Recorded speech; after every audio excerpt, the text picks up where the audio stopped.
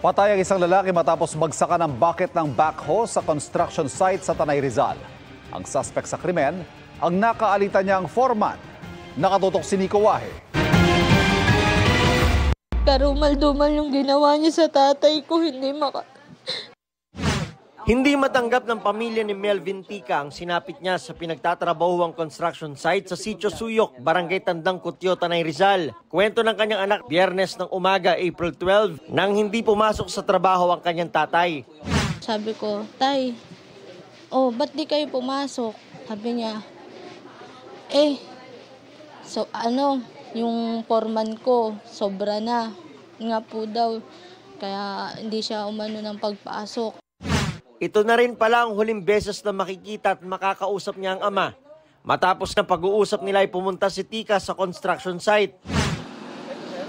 Ayon sa Tanay Police, nagkaroon ng pagtatalo si Tica at kanyang foreman na si Domi Floren na nooy naguhukay gamit ang backhoe. Sinisingil daw kasi si Tica ni Floren sa 3 biyahe ng hauling. Dumating si victim, si Melvin, na bakit sinisingil pa siya tungkol doon sa bayad ng hauling. Doon nag-umpisa yung yung alitan, yung confrontation nila. Nagalit itong si suspect. Dito na raw binagsakan ng bucket ng backhoe si Tica ng kanyang foreman na naging dahilan ng kanyang pagkamatay. Ayon sa suspect na pumayag mapangalanan pero tumanggi magpakita ng muka, binantaan daw siya ni Tica kaya niya nagawa ang krimen. Hindi siya nag-remit sa iyang biyahe kasi siya driver ahente. Sinugod ko siya dito sa bako eh. Kung wala ko yung sinugod, adi siya matay. Paano bang banta sa'yo? Ano sinasabi? Hindi ka makauwi Antipolo. Hindi mo ako kilala dito sa Nay. Pero ayon sa kinakasama ni Tica, walang utang na biyahe ang biktima. Pagdating po namin sa site, kausap niya po niya yung nagpapatambak. Ay ang sabi niya, dapat Doming, inantay mo ko o kaya sabi mo, antayin mo si Malboro kasi siya yung ahente mo. Hindi po, kinausap niya po agad yun. Kaya siya daw alam po daw ng boss. Opo, para makuha. Ito raw ang kinagalit ni Tica, kaya pumunta ng site para kausapin si Floren. Matapos ang krimen, dumiretso raw si Floren sa Baras Police Station para doon sumuko. Saka ito turn over sa Tanay Police kung saan siya nakakulong ngayon. Murder ang isinampang reklamo laban sa kanya. Para sa GMA Integrated News, Nico Wahe, nakatutok, 24 oras. Wala na raw atrasan ang tigil pasada ng Piston at Manibela bukas at sa Martes bilang pagtutol sa franchise consolidation sa ilalim ng PUV modernization. Pero sa lalawigan, may ilang grupong hindi lalahok. Nakatutok si Marisol Abdraman. Tuloy na ang 2 araw na transport strike ng ilang transport group simula bukas hanggang Martes. Ayon sa Piston, inaasahang nasa 100,000 kasapi nila sa buong bansa ang lalahok. Sabi ng Piston, hindi lang interes nila ang pinag-uusapan dito, kundi pati ng computers na mahihirapan nila kapag tuluyang nawala ang mga traditional na jeep. Are you saying na talagang no choice, last resort talaga itong laging ginagawa ninyong transport strike? Para makita rin ng gobyerno yung kahalagaan po ng sektor ng ating public transport. Nauna nang sinabi ng Grupong Manibela na hindi sila tutol sa PUV Modernization Program, kundi sa ilang provision lang nito.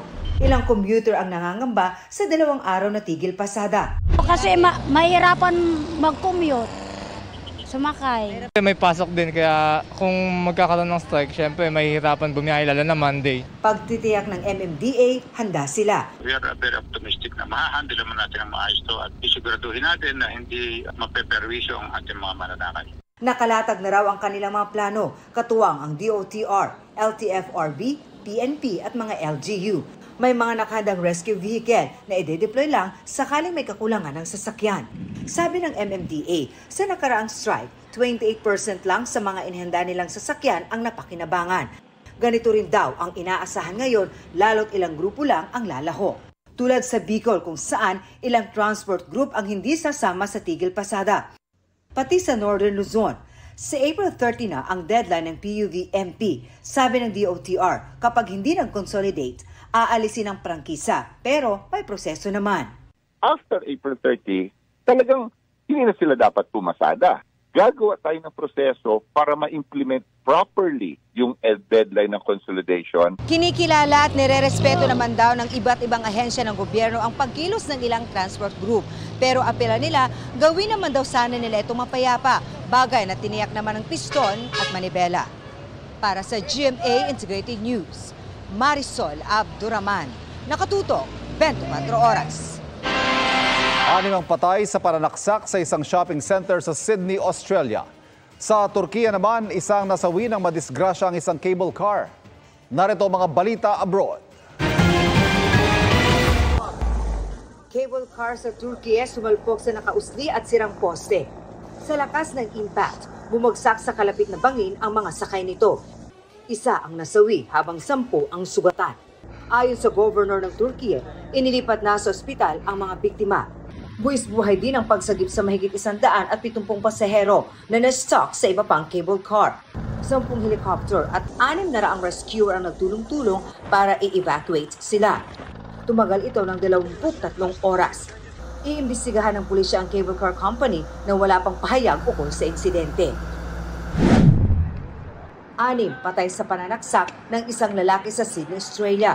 12 ang sugatan, kabilang ang 9 gulang na sanggol. Kwento ng mga saksi, tumakbo sa loob ng mall ang suspect na may kutsilyo. Agad na nagsilabasan ang mga tao. Nasawi naman ang suspect matapos siyang barilin ng pulis. Inaalam pa ng otoridad ang motibo ng suspect na dati na raw may mental health issue. Personal na nag-alay ng bulaklak ang Prime Minister ng Australia para sa mga biktima. Para sa GMA Integrated News, Marisol Abduraman, nakatutok 24 oras. Balik bansa na si Pangulong Bongbong Marcos matapos ang trilateral meeting sa mga leader ng Amerika at Japan. Bago po yan, dumalo siya sa formal dinner sa Amerika na pinangasiwaan ng US-Philippine Society. Sa pahayag niya rito, binigyang diin niya ang pag-unlad ng defense at security cooperation ng Amerika at ng Pilipinas. Kabilang na ang balikatan exercises at ang Enhanced Defense Cooperation Agreement. Tinalakay rin niya ang economic cooperation sa pagitan ng dalawang bansa. Sa patuloy na pagpapatibay sa alyansa ng Pilipinas at Amerika, panatag daw ang loob ng Pangulo sa commitment ng Amerika. I am further reassured by the commitments made to me by President Biden and his officials that the U.S., the United States, will stand by the Mutual Defense Treaty, which has been described from the President down as ironclad. Isang aso ang sinagip sa bubong sa Tondo, Maynila. Sa gitna ng tirik na araw, stranded sa dulo ng bubong ang aso pasado 1:00 ng hapon kanina. Ayon sa uploader na tumawag ng rescue, hingal na hingal ang aso sa tindi ng init. Ang mga tauhan ng BFP maingat na nilapitan ng aso para masagip ito mula sa bubong ng ikalawang palapag ng bahay. Hindi patukoy kung sino may-ari ng aso at kung paano siya napunta roon. Ang aso ay nasa pangalaga ng isang kagawad ng barangay. Mga kapuso, patuloy na tumutok sa mga balita. Mag-subscribe sa GMA Integrated News sa YouTube. Sa mga kapuso abroad, samahan niyo kami sa GMA Pinoy TV at www.gmanews.tv.